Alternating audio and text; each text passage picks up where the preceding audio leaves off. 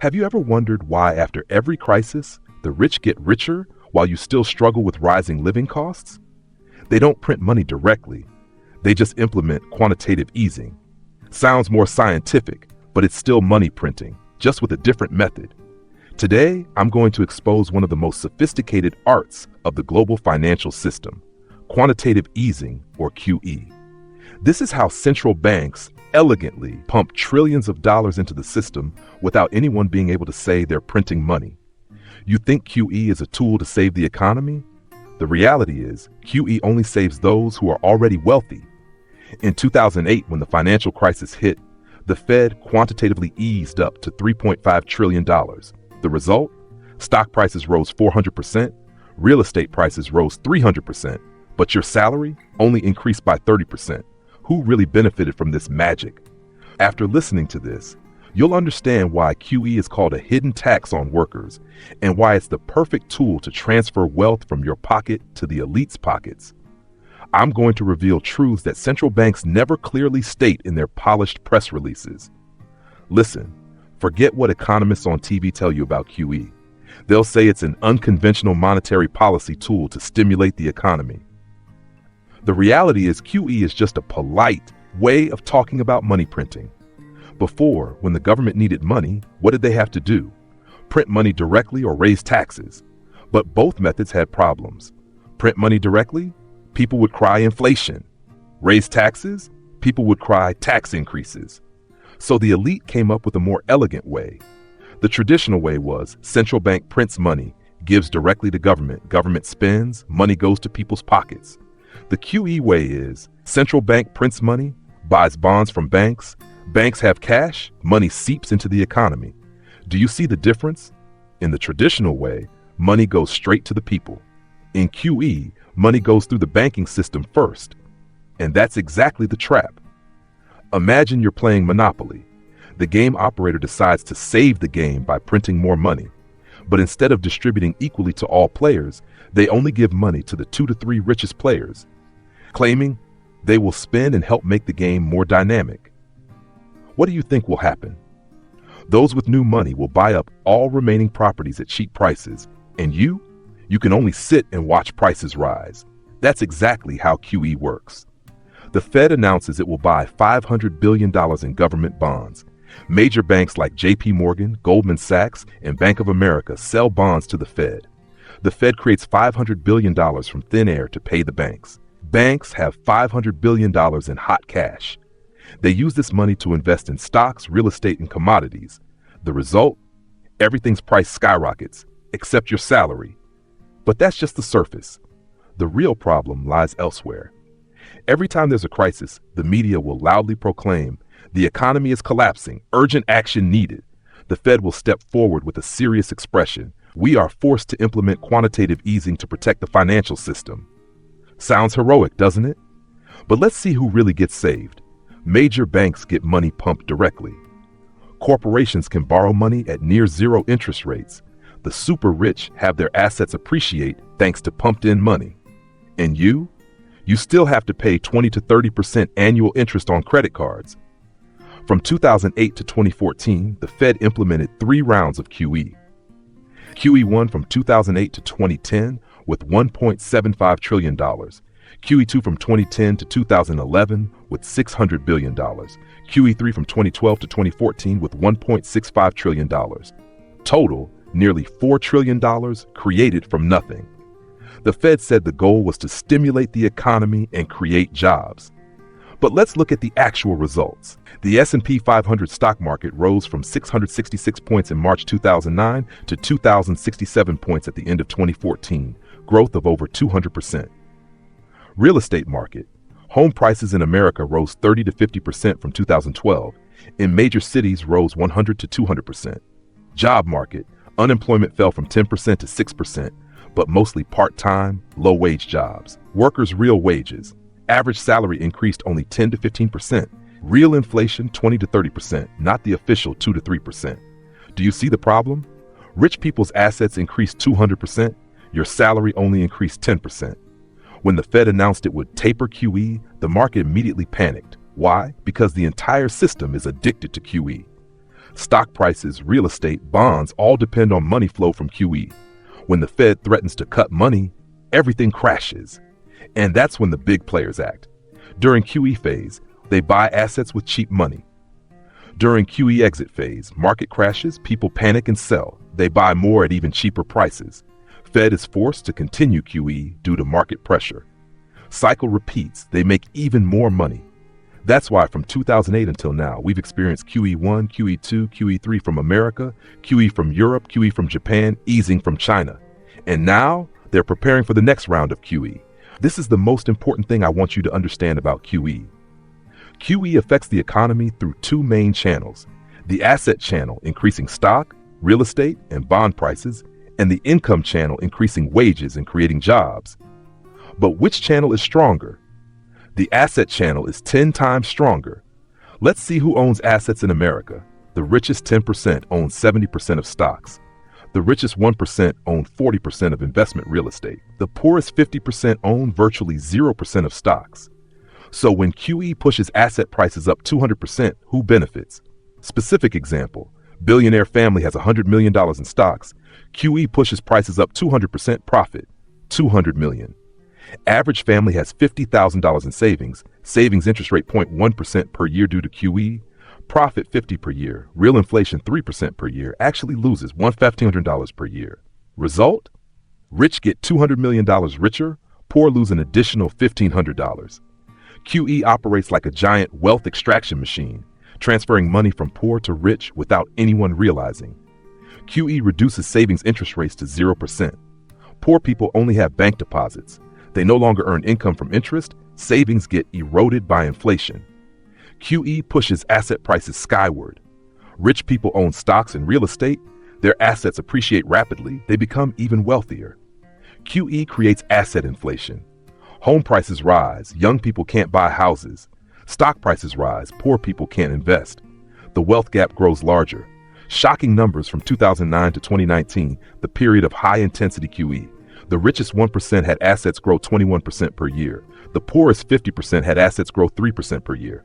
Real inflation 4 to 5% per year. What does this mean? Rich get 16% richer per year. Poor get 1 to 2% poorer per year. Have you ever heard Jerome Powell, Fed chairman, admit that QE increases inequality? Of course not. They'll say QE helps create jobs, stimulates the economy, prevents recession. But they never say QE makes the rich richer and poor poorer. Why? Because if people understood QE's true nature, they would oppose it. Imagine if the Fed announced, we will print $2 trillion and give 90% to the richest 1%. What do you think people's reaction would be? But when they say, we will buy $2 trillion in bonds to stimulate the economy, it sounds more scientific and less controversial. That's the power of language. Before QE, before 2008, inequality levels in America were already high. But after QE, it reached record levels. The Gini coefficient, measuring inequality, 1980 was 0.403, 2007 was 0.470, 2019 was 0.485, 2021 was 0.494. Note, Gini coefficient ranges from 0 to 1. Closer to 1 means more inequality. Wealth of the richest 1 to 1980 was 23% of total national wealth. 2007 was 35%. 2019 was 40%. 2021 was 44%. What does this mean? 44% of America's wealth belongs to just 1% of the population. And this isn't coincidence. This is the direct result of QE. Countries implementing the strongest QE also have the fastest growing inequality. America QE since 2008, total QE $8 trillion, inequality increased 25%. Japan QE since 2001, 2013, total QE $5 trillion, inequality increased 15%. Europe QE since 2015, total QE $3 trillion, inequality increased 18%. Conversely, countries not implementing QE or little QE, Germany inequality increased only 5%, Switzerland inequality virtually unchanged, Canada inequality increased 8%. Conclusion? There's a direct link between QE and inequality. QE doesn't just impact economics, but creates profound social consequences. Sense of injustice. Young people work hard but can't buy homes. Older generation sits idle but gets richer thanks to appreciating assets. Society divides between asset owners and non-asset owners. Speculation instead of investment. QE encourages buying assets to resell for profit. Few people care about productive investment creating real value. Economy becomes bubbles instead of real growth. Loss of system trust. Free market rules get broken. Government saves wealthy people. Citizens feel deceived and abandoned. That's why in many developed countries, movements opposing the elite are growing stronger. Central banks want you to believe QE is a scientific tool based on complex economic models. What's the truth? QE is just a way to save their friends. Let's see who gets saved in each QE round. QE1 from 2008 to 2010. Goldman Sachs had Fed by $29 billion in bonds. JP Morgan had Fed by $25 billion in bonds. Bank of America had Fed by $20 billion in bonds. QE2 from 2010-2011. Same banks continued getting saved. QE3 from 2012 to 2014. Once again, same familiar names. Do you see the pattern? The Fed always buys bonds from the same group of major banks. One argument the Fed often uses is QE doesn't cause inflation because CPI only rises 2-3%. That's a sophisticated lie. QE doesn't create consumer inflation, but creates asset inflation. Consumer inflation, CPI, rice, meat, gas, electricity prices rise slowly because poor people don't have money to buy more. CPI reflects most people's purchasing power.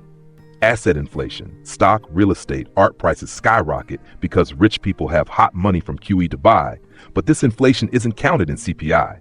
Result? Fed can say no inflation while home prices have risen 300%. QE creates a vicious cycle no one can escape. The vicious circle. Crisis leads to Fed implementing QE. QE leads to asset prices skyrocketing, creating new bubbles. Bubbles burst leading to new crisis. New crisis leads to Fed forced to do more QE. More QE leads to bigger bubbles. Cycle repeats. From 2008 until now, QE1 created 2010-2011 bubble. QE2 created 2011-2012 bubble.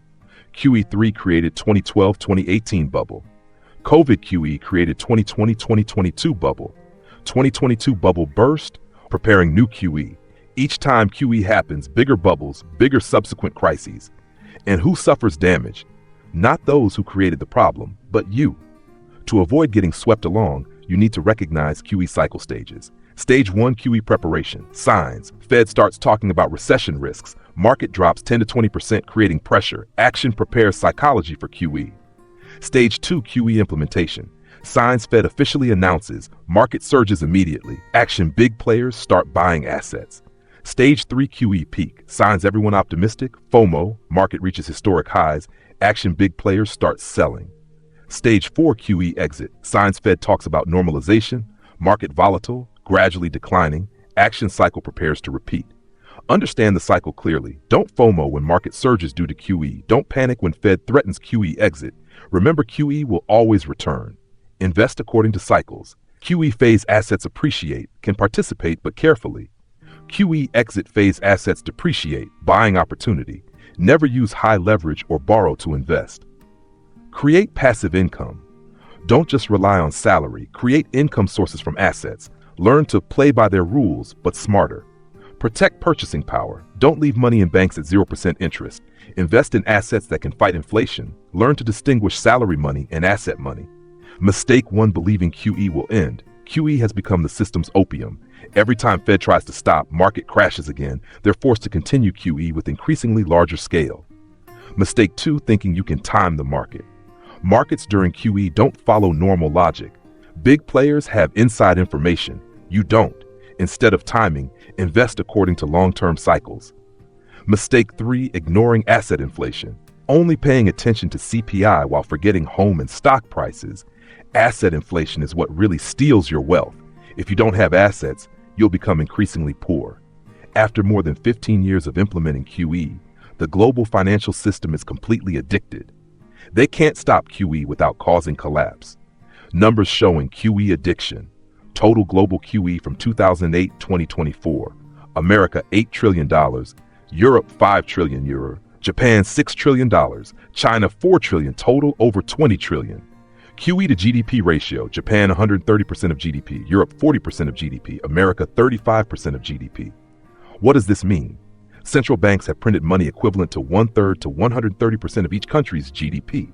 Scenario 1, permanent QE. QE becomes the new normal. Central banks never stop printing money. Inequality continues rising to unacceptable levels. Scenario 2, major crisis. System can't maintain infinite QE. A crisis larger than 2008 occurs. Entire financial system must reset.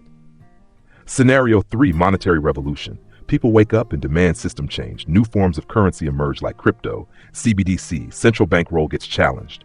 Which scenario is most likely? Probably a combination of all three. QE isn't just an economic issue, but is changing society's entire structure. New social stratification, asset owning, class benefits from QE, non-asset owning class left behind, gap increasingly large and hard to bridge. Loss of institutional trust. People realize system favors the rich, democratic institutions questioned, populist and extremist movements emerge. Social value changes from working hard to smart speculation, from producing value to making money, from saving to debt and investment. Is this the society we want? After everything we've analyzed, here are the most important points. QE isn't science but politics. Real purpose, save the elite, not the economy. Consequence, systematically increase inequality. Future, will continue until system collapses. You're in an unfair game. Game rules designed for you to lose. They have inside information. You only have public information. They have unlimited capital. You only have salary, but you can still protect yourself. Understand the game to avoid being deceived. Invest smartly according to QE cycles. Create assets instead of just working for wages. I'll be straight with you. This system won't change in the near future. QE has become the demon that central banks can't control. They're forced to continue printing money to maintain the system, and that means inequality will continue increasing. So you have two choices. Choice 1, be a victim. Continue believing in a fair system. Only rely on salary, leave money in banks at 0% interest, complain about rising prices. Choice 2, adapt and thrive. Understand how the system works, learn to create assets, invest smartly according to QE cycles, create your own money printing. I recommend you choose choice 2, not because I support this unfair system, but because it's the only way to protect yourself and family in today's world. Right now, educate yourself, read more about QE cycles, inflation, investing. Assess finances, how much salary money versus asset money you have. Make plans how to transition from salary money to asset money. In the next 3 months, create passive income, however small. Learn investing, start with small amounts. Learn from experience. Build networks. Connect with people who understand finance. In the next year, have at least 20% income from assets instead of 100% from salary. Understand market cycles, know when to buy, when to sell. Prepare for next QE cycle because it will definitely come. Quantitative easing isn't economic science, but the most sophisticated wealth transfer art of our time. It's designed so you don't realize you're being robbed every day. Not with guns or violence, but with money printing machines and scientific sounding, polite terminology. But now you know the truth. The question is, what will you do with this knowledge? Will you continue living as an unwitting victim of the system? Or will you learn to play the game smarter than those who created it? The choice is yours. But don't say no one warned you about what's really happening. If this video is helpful, please share it to wake up more people, because the more people understand QE, the fewer become victims of this elegant money printing art. Don't let them continue deceiving us with fancy terminology. Give me control of a nation's money supply, and I care not who makes its laws. Those are the words of Mayor Amschel Rothschild. Now you understand why this quote is so accurate.